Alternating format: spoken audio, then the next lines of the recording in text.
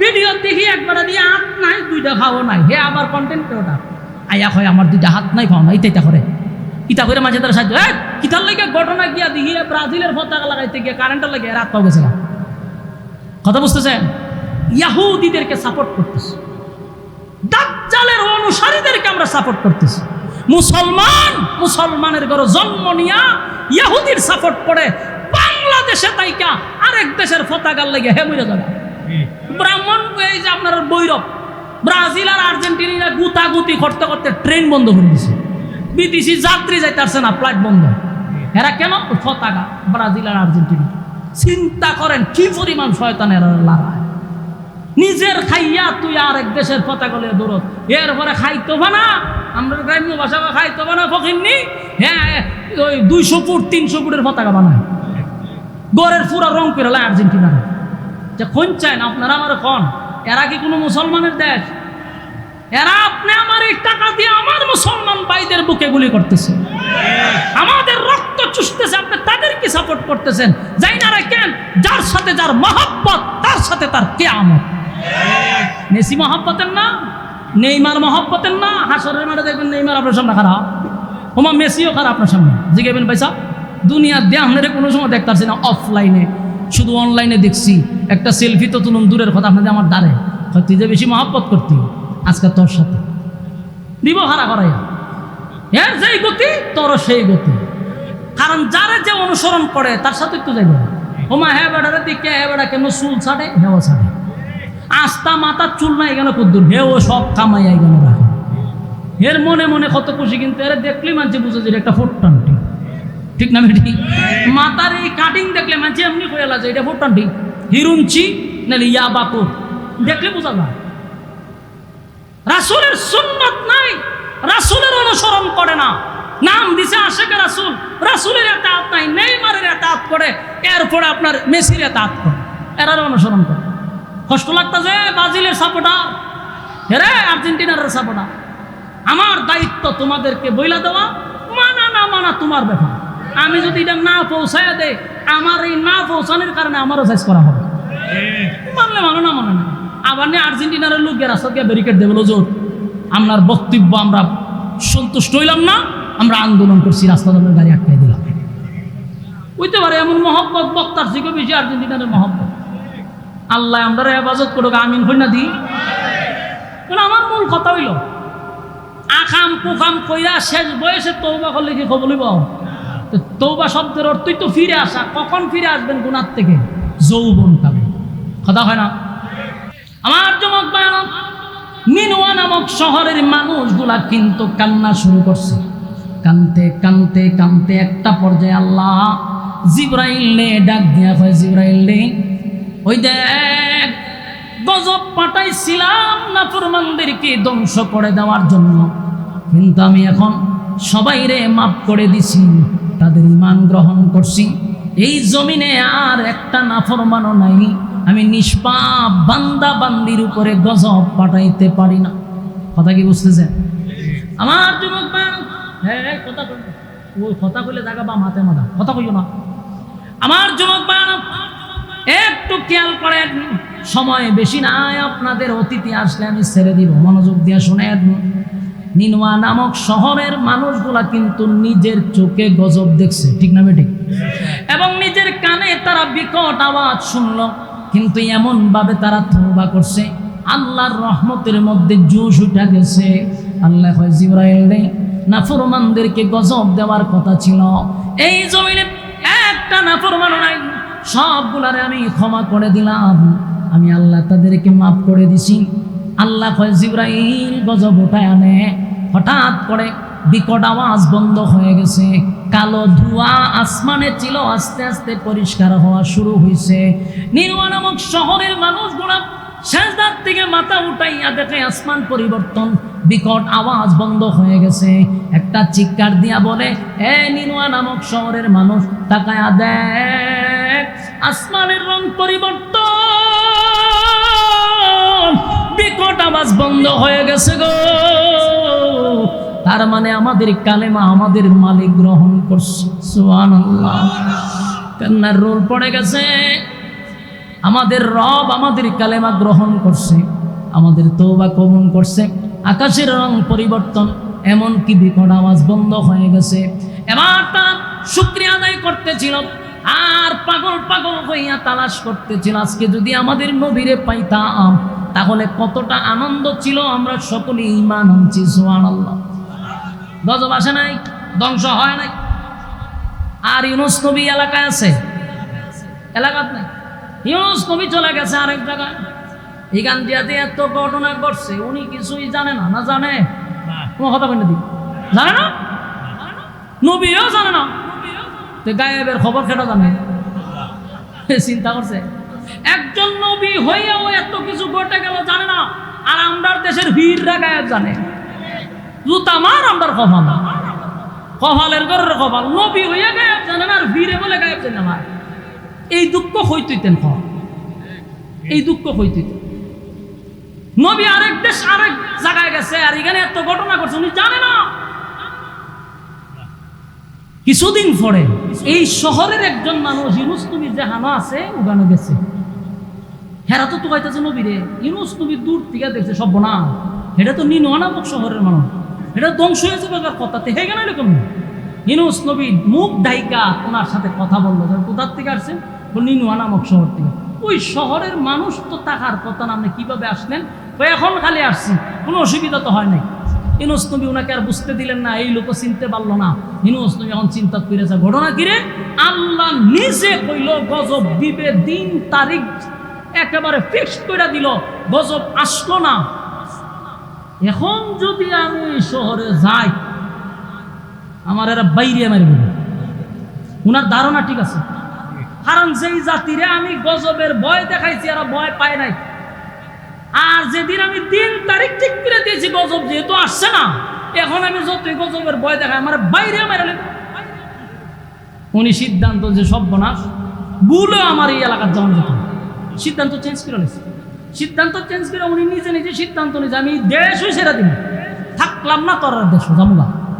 এই যে উনি সিদ্ধান্ত নিছে, আল্লাহ পক্ষ থেকে সিদ্ধান্ত না ব্যক্তিগত, হ্যাঁ ব্যক্তিগত সিদ্ধান্ত নিছে, থাকতো না। অথচ উনার কাছে এখনো ওহী আসে নাই, আল্লাহ ওনার এখনো কিছু জানায় নাই। উনি ব্যক্তিগত সিদ্ধান্ত নিছে, দেশ ছেড়ে দেন। যে সিদ্ধান্ত নিছে এই কাজ বউ বাচ্চা লইয়া রোয়ানা দিয়েছে, রোয়ানা দিয়ে দিছে। আল্লাহ তখন কয় ওয়াজান্নুন মাসওয়ালা إذ ذهب مغاضبا فظن أن لن نقدر عليه فنادى في الظلمات। আল্লাহ কয় রে মাসওয়ালা, তুমি কি মনে করছো তোমার আমি ধরতাম না, তোমার ছাইরা দিব? আল্লাহ কয় মাসওয়ালারে আমি পাকড়াও করব। কি করব? আপনার মনোযোগ আসেনি না? ছাইরা দিতাম, ডাবল সুবিধা। মনোযোগ দিয়ে শুনলে একটু চালায়া যাবো। দেখেন এই জায়গার আমার মূল আলোচ্য বিষয়, মনোযোগ দিয়ে শুনেন, মজা পাইবেন। দেখেন আল্লাহ কিন্তু উনার ডাইরেক্ট কইছে, আরে মাসওয়ালা তুমি কি মনে করছো ছাইরা দিব না, আমি তোমার পাকড়াও করব। নবীর আল্লাহ কইতাছে সিদ্ধান্তের বাইরে চলে গেছো, পাকড়াও করে দিলাম। কিন্তু উনি নিজের ব্যক্তিগত সিদ্ধান্ত নিয়ে বউ চলে রওনা দিয়েছে। দিছে পড়ে রাস্তার মধ্যে কিছু বকাটে ফুলা বানানোরে ঘেরাও করছে। ঘেরাও করে কই যাবে? আমরা বিদেশ যান, তো যান, আপনার বউটারে দিয়ে যান। নাউজুবিল্লাহ আসেনি? আপনি যান, আপনার বউ দিয়ে যান। ইউনুস নবী ইন্না লিল্লাহি, আমি একটা পয়গম্বর, আল্লাহর নবী আমি, আমার বিবি কথাবার্তা সাবধানে বইল। আচ্ছা কোন চান? সুরে কি ধর্ম বুঝে? সুরের কাছে ওয়াজ করে কোন লাভ হইব? সুরে যদি ধর্ম জানতো তাহলে মসজিদের দান বাস করে চুরি হয়, ও কথা না হয় না? দান বাস করে গেলে জায়গা, মসজিদের মাইক লইয়া জায়গা। হে যদি ধর্ম বুঝতো তাহলে কি মসজিদে গিয়ে চুরি করতো? ইউনুস নবী বুঝাইতেছে, দেখ আমি আল্লাহর নবী, এই সেই হইতাম না, লাভ নাই। এই রাস্তা দিয়া পুরুষ যাইতে পারে, মহিলা যাইতে পারে না, এটা আমাদের সর্দারের নির্দেশ। বউরা ঠেলিছে। উনার বিবি বলল, স্বামী আপনি আমারে আল্লাহর জিম্মায় ছাইড়া দেন, আপনি তাড়াতাড়ি সিদ্ধান্ত নিয়ে চলে যান। কার জিম্মায়? আল্লাহর জিম্মায় ছেড়ে দেন। উপায় নাই, বিবিরে রাখা ওই আবার 2 বাচ্চা লইয়া রওনা দিছে। বলুন তো দেখি, বউরে ধরছেন, আল্লাহ পাকড়াও করছে, পাকড়াও শুরু হয়ে গেছে। আল্লাহ কি কইছে? মাছওয়ালায় মনে করছে আমি ছেড়ে দিব। وَظَنُّونَ إِذْ ذَهَبَ مُغَاضِبًا فَظَنَّ أَن لَّن نَّقْدِرَ عَلَيْهِ فَنَادَىٰ فِي الظُّلُمَاتِ। মাছওয়ালা মনে করছে আমি তারে ছেড়ে দিব, কিন্তু আমি তারে পাকড়াও করব। অলরেডি পাকড়াও শুরু হয়ে গেছে, কিন্তু এখনো ওনার সিদ্ধান্ত চেঞ্জ করে না। এই যে শুরু হয়েছে এখনো চেঞ্জ করে না, রুয়ানা দিছে। তো তখনকার যুগে যে বিদেশ যাইবেন, আমার মতো তো প্রাইভেট কার ছিল না, মোটর সাইকেলও নাই, বিমানও নাই, তো কেমনে যাবেন? হাইটটা। আর নদী পথে জাহাজ ছিল। কি ছিল? জাহাজ ছিল। নূহ আলাইহিস সালাতু ওয়াস সালামের জামানায় জাহাজ তৈরি হয়েছে। ওই নূহ পয়গম্বরের জামানায় যে জাহাজ তৈরি ছিল, এর ইঞ্জিনিয়ার ছিল স্বয়ং জিবরাইল আলাইহিস সালাতু ওয়াস সালাম। তাহলে জাহাজ 1000 বছর আগেও ছিল, কিন্তু ইঞ্জিল ছিল না। বলুন কি ছিল না? ইঞ্জিল নাই, ফাল ছিল, নি ফাল বাতাসে নেয় উড়াইয়া ইতা আছে। ইউনূস আলাইহিস সালাতু ওয়াস সালাম হেঁটে হেঁটে এবার নদীর সামনে গিয়া দাঁড়াইছে। তাকায়া দেখে নদীর ওপারে সাগরের কিনারা একটা যাত্রীবাহী জাহাজ দেখা যায়। মানে নদীটা ফাইরিয়া সাগরে গেলেই যাত্রীবাহী জাহাজ উইটা উনি চলে যাবে। বাচ্চা হইল 2টার সাথে। নদীতে পানি খুব কম, নদী শান্ত। বড় ছেলেটারে ফারে রাখছে, ছোট ছেলেটারে কুলে লইয়া নদীতে নামছে। নদীতে লাইমা যখন নদীর মাঝখানে গেছে, পানি তো কম, শান্ত নদী হঠাৎ করে অশান্ত হয়ে গেছে। বলুন অশান্ত হয়েছে না আল্লাহ পাকড়াও করছে? এত স্রোত বাড়ছে, উনি নিজেই দাঁড়ায় থাকতে পারতেছেন। নদীর স্রোত বেড়ে গেছে। আমার যুবক ভাইরা, পানির স্রোতের কারণে উনি নিজেই দাঁড়ায় থাকতে পারে না। এক পর্যায়ে সন্তানটারেও ধরে রাখতে পারতেছে। পানির স্রোতের কারণে সন্তান হাত থেকে ছুটে গেছে। পানির স্রোতে তারে বাসায় নিয়ে গেছে। এটা কোন চায় না? আপনার চোখের সামনে আপনার কাছ থেকে যদি বাচ্চাটা জাগা, আপনি বাবা হিসাবে ঠিক থাকতে পারবেন? ইউনূস নবীর তো একজন বাবা সহ্যের বাহিরে চলে গেছে। এখন কি করব? আবার ফারে আসছে, পানি আবার শান্ত। ফারে আইসা দেখে ছেলে যে বড়টা তো ছিল, ফারেটারে বাগেলে দৌড় মারছে। ছোট ছেলেটারে পানির স্রোতে বাসায় আনিছে, বড়টারে এক প্রাণী আইসা দৌড়ে লয়ে গেছিল। একটা বাবা হিসাবে কতটুকু কষ্ট, বুঝুননি কথা? আমার যুবক ভাইয়া, وَظَنُّونَ إِذْ ذَهَبَ مُغَاضِبًا فَظَنَّ أَن لَّن نَّقْدِرَ عَلَيْهِ فَنَادَىٰ فِي الظُّلُمَاتِ। আল্লাহ বলে মাছওয়ালা মনে করছে আমি তারে ছেড়ে দিব না, আমি তারে পাকড়াও করব। সন্তান দুটোটাই চলে গেল, একটা পানির স্রোতে ভেসে আর একটাকে ভয়ঙ্কর প্রাণী নিয়ে গেছে। বাবা হিসাবে এক বুক কষ্ট লইয়া উনি দাঁড়ায় আছে। শেষে এখনো উনি ওনার সিদ্ধান্তের উপরে অটল, মানে বিদেশ উনি যাইবই। আল্লাহ যে পাকড়াও করতেছে গাঁটে গাঁটে, উনি এখনো সিদ্ধান্ত চেঞ্জ করে না। এবার ইউনূস পয়গম্বর নদীতে নামলো। নদী শান্ত, পানির কোনো স্রোত নাই। নদীতে লাইমা সাগরের পারে চলে গেছে, গিয়া দে যাত্রীবাহী জাহাজ দাঁড়ানো। সবাই ওটাউটি করতেছে, ইউনূস নবীও সেখানে গিয়া বসে গেছে। সবাই ওঠার পরে যাত্রীবাহী জাহাজ সবাই রে লইয়া সাগর পথে রওনা দিছে। গন্তব্য হলো আরেক দেশে চলে যাও। চলছে তো চলছে, 2টা সন্তান হারাইয়া, স্ত্রী হারাইয়া, বাবা হিসাবে মনের মধ্যে কষ্ট আছে না নাই? এক বুক ব্যথা লইয়া ইউনূস নবী বৈশা রইছে, মনটা খারাপ। সাগরের মাঝখানে গেল না। জাহাজ যখন সামনের দিকে যায়, কিন্তু হঠাৎ করে একটা ঘটনা ঘটে গেল। জাহাজ আর সামনে যায় না রে, এখন খালি জাগা তুই ঘুরে। কিতা করে? বলুন জাগা ঘুরে না আল্লাহ ঘুরায়? আল্লাহ ঘুরায়। আল্লাহ কয় মাছওয়ালা মনে করছে আমি ছেড়ে দিব, মাছওয়ালা আমি পাকড়াও করব। ধইরা লাইছে রে, এখন জাহাজ আর সামনে যায় না, খালি জাগা তুই ঘুরে। ইউনূস আলাইহিস সালাতু ওয়াস সালাম বসা জাহাজ ঘুরতেছে। সমস্ত যাত্রীরা নাবিক সহ সবাই চিল্লা চিল্লি শুরু করছে, কি হয়ে গেল রে? জীবনে কোনোদিন এমন হলো না।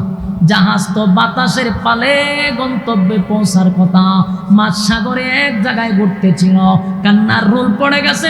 সমস্ত যাত্রীরা কান্না শুরু করছে, আমাদের কি উপায় হবে? এখনই আমরা পানিতে ডুবে মারা যাব। কান্না যখন শুরু করলো, সমস্ত যাত্রীরা হাউ মাউ শুরু করছে। নাবিকরা বলল, এটার একটা সমাধান বাইর করতে হবে। কেনই বা জাহাজ ঘুরে? আমার যুবক ভাইরা একটা কথা স্মরণ রাখবে, তখনকার যুগের মানুষরা ইঞ্জিনের মেস্তুর ছিল না, ইঞ্জিনিয়ার ছিল না, কিন্তু আল্লাহ এই পরিমাণ মেধা তাদেরকে দিছে, তারা গবেষণা করতে করতে এটা বাইর করছে। সুবহানাল্লাহ। আচ্ছা কোন চায় সারা দেশের বৈজ্ঞানিক যদি এক হইয়া এই গবেষণা করে ইঞ্জিন ছাড়া জাহাজ কেন পানির উপরে ঘুরে, এটা কি বাইর করা সম্ভব? কিন্তু তারা গবেষণা করে ঘটনা উদ্ঘাটন করছে, কেন রে আজকে জাহাজ পানির মধ্যে ঘুরতেছে? ঘটনা কি? যখন ঘুরতেছিল সবাই কয় কেন ঘুরে, আমরা তা বাইর করছি। সুবহানাল্লাহ। গুরুত্ব ইসলাম। কিন্তু আপনাদের আজকের মাহফিলের প্রধান অতিথি উনিও আপনাদের মধ্যে চলে আসছে। আপনারা দীর্ঘক্ষণ সময় মেহমানের জন্য অপেক্ষায় আছেন, মেহমান চলে আসছে, এখন উচিত মেহমান আসলে ছেড়ে দেওয়া, এটাই আদব। কথা বুঝতেছেন?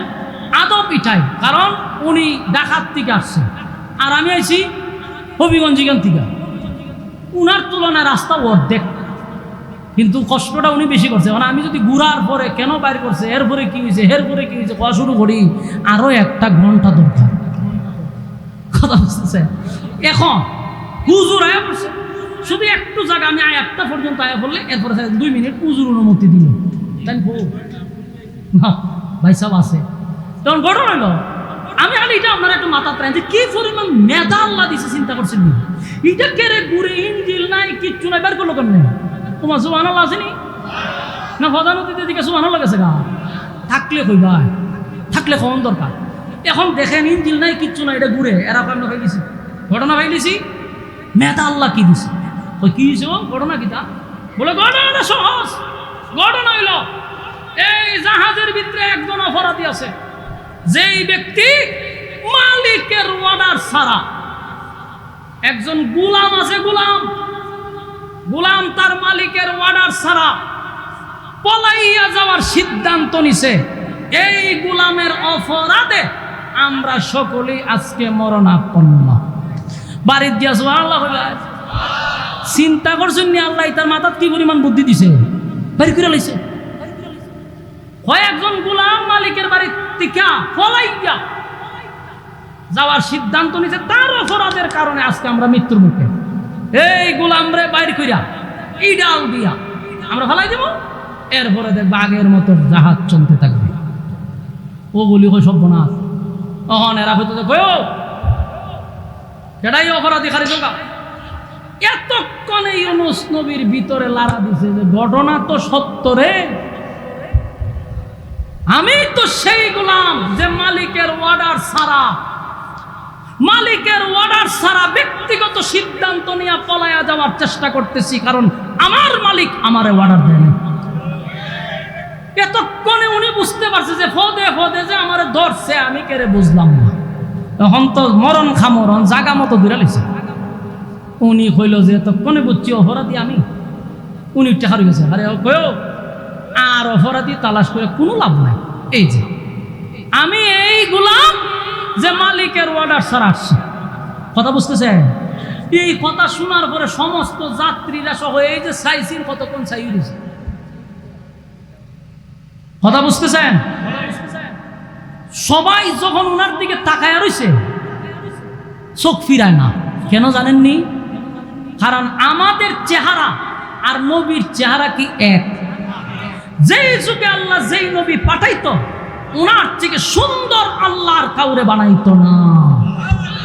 আমার যুবক ভাই, ইউনূস আলাইহিস সালাতু ওয়াস সালাম তো আল্লাহর পয়গম্বর। চেহারার দিকে তাকাইয়া সমস্ত মানুষটা অবাক হয়ে গেছে। এত সুন্দর চেহারার লোক কোনোদিন গোলাম হতে পারে না। এরা কোন গোলাম মনে করছে জানেননি? মানুষের ভাই কাম করে, মালিকের অর্ডার ছাড়া বাইজ্ঞায় হচ্ছে। কিন্তু উনি বুঝছে যে আমি আমার মালিকের অর্ডার ছাড়াই আসছি, আমি তো গোলাম। আমরা কার গোলাম? কিন্তু হেরা তো আর এই সময় নিজ ধর্মই মানে না। হেরা চিন্তা করছে যে আরেকবার কাম করে এই গোলাম ভাই গেছে, এর অপরাধের কারণ আজকে আমরা বিপদ। কিন্তু চেহারা দিকটা সর্বনাশ, গোলামের চেহারা এমন হতে পারে না। মনে এরা কি করে জানেন? ও সর্বনাশ।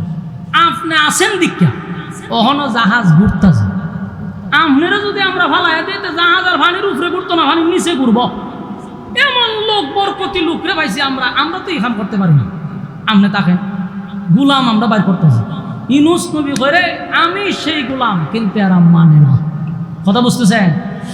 এখন এরা সিদ্ধান্ত নিয়েছে কি করা যায়। ইউনূস নবী বুঝায়, এরা মানে না। শেষে এরা কয় আমরা এখন অপরাধী বাইর করতে। ওই বাইর করলো লটারি। কিতা? লটারি। লটারি বাইর করছে, কইছে আমরা এখন লটারি দিব, যার নাম লটারিতে উঠবো হেরে আমরা দৈরে আতভাও ধরে এটা লাভ লাগে। আর যার নাম উঠে সেও নিজের মাইনা নিতে বলছে এটা আমার কপালের দোষ। কিসের দোষ? কপাল মাইনা নিবা, যেটা আমার কপালের দোষ। আচ্ছা কোন চায়? এরকম যদি হয় আমরা ভিতরে ভানি থাকবো, জাল্লা খান নাম উঠবো, খান নাম উঠবো। হগলের ভিতরে আতঙ্ক শুরু হচ্ছে, সব বনাস রে। আবার কইছে যে যার নাম উঠবো সে মাইনা নিতে এটা লাফাই দিব। পুরা জাহাজের মধ্যে চিল্লাছে। লম্বা ঘটনা হইতে থাকলে হইতেই তা হবে। যতই উনি অনুমতি দেও, মুসাফিরের ক্লান্ত শরীর নিয়ে বসলে তখন যত মধুই ছাড়েন বিষ হয়ে যায়। আমি তো নিজে বক্তা, আমি বুঝি। বিজ্ঞানী যাইতো না, সমঝোতার ভিতরে স্থান পরিবর্তন করা এই মুহূর্তে জরুরি।